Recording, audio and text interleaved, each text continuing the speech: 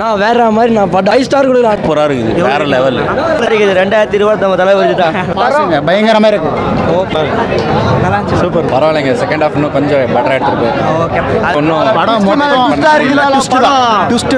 வேற level twist. என்ன வெங்கட் பிரபுனா வெங்கட் பிரபு பயங்கரமா எடுத்துருக்காருங்க. படம் வேற லெவல், வேற லெவலுங்க.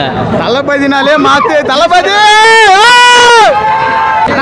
படம் பார்க்க வரவங்களுக்கெல்லாம் ஒன்று மட்டும் நிச்சயம், தளபதினா யாருன்னு பார்ப்போம். 2026 தளபதினா இருப்பாங்க, இப்போ தளபதி யார் இருக்கலாம். தரமாக கொடுத்துருக்காரு யுவன் சங்கர் ராஜா. கம்பேக் பிரபு மங்கத்தோட அருமையாக இருக்குது.